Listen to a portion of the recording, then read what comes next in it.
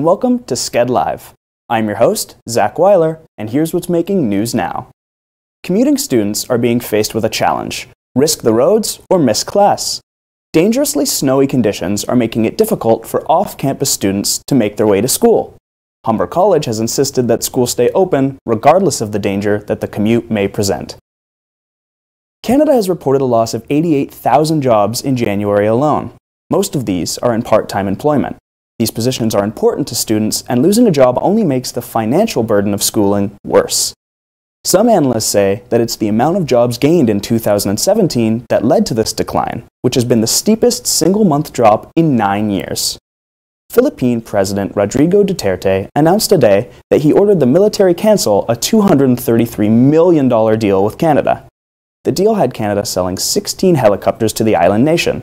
Duterte considers this trade a bad move. He insisted that in trades with Canada or the United States, there is always a condition attached.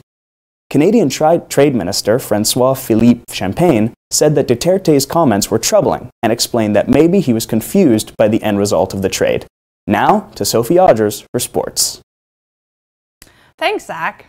The Olympics opening ceremony is underway today in Pyeongchang, South Korea.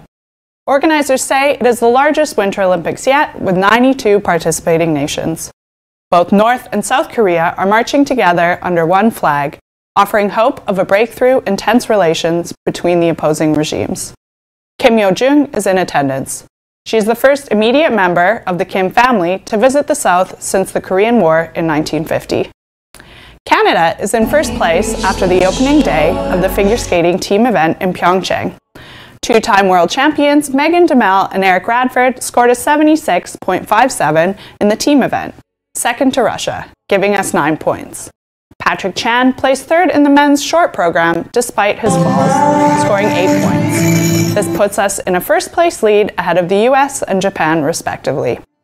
Join us throughout the Olympics for daily updates. The Humber Hawks volleyball team play tonight at Boreal. Both the men's and women's teams face off against the Boreal Vipers in Mississauga. The women's team are 15-0, with the men only slightly behind with 13 wins and 2 losses. Both teams play at Cambrian on Sunday and Fanshawe on the 14th.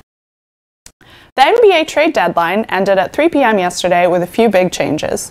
The Cleveland Cavaliers see a brand new roster with 25% of the total trades that happened yesterday.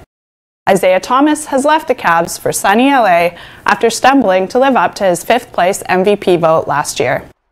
We also see Dwayne Wade headed home to the hot Miami Heat. The Raptors lineup is not drastically different, with Bruno Caboclo traded to the Sacramento Kings and some speculation of bringing back Vince Carter. The Raptors celebrate their win today against the New York Knicks. The Raps dominated the Knicks 113-88, finishing with an impressive 25-point lead. The game saw a serious deficit for the Knicks, with a number of their players absent due to trade and injury. Our bench played the whole fourth quarter with star players Kyle Lowry and DeMar DeRozan able to rest up for their next game. The Raps face off against the Charlotte Hornets Sunday. In NHL news, Vancouver lost to Tampa Bay last night, with the Lightning's Nikita Kucherov scoring his first goal in more than a month. The Philadelphia Flyers overcame Montreal, tying things up 2-2 in the beginning of the third period and on to victory. Ottawa celebrates their win today against Nashville, which is their second in a row. And lastly, Calgary has beaten the New Jersey Devils with Sean Monahan scoring 2 of their 3 goals. For more on sports, check out skedline.com. Back to you, Zach. Thanks, Sophie. The residents of the house where 6 bodies were found are allowed to return home. Police allowed Karen Fraser and Ron Smith to return to Mallory Crescent after investigations into the Bruce MacArthur case. Interior investigations have been completed, but police are still searching in the backyard. There are fears that more bodies may be found. Additional charges are expected to be laid against MacArthur. Prime Minister Justin Trudeau made a harsh statement to Facebook in regards to fake news. Trudeau took on the social media giant, saying that if the fake news problem isn't solved, there will be stricter regulations from Ottawa. Specifically, Trudeau said that there needs to be more scrutiny on sources. Fake news is a growing concern around the world. The topic has become more prominent since the 2016 US election. Former Nova Scotia MP Peter Stouffer of the NDP has apologized in response to accusations of inappropriate behavior. Former staffer Lauren Dobson-Hughes said that Stouffer tried to kiss her on 2 separate occasions. Stouffer, who has been an MP for 18 years, claims that he has never sexually assaulted anyone, but he knows that he is a touchy person.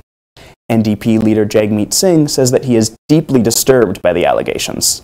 This comes after Singh announced an investigation into harassment claims against MP Aaron Weir. Thank you for watching Sked Live. You can find out more about any of our stories at skedline.com.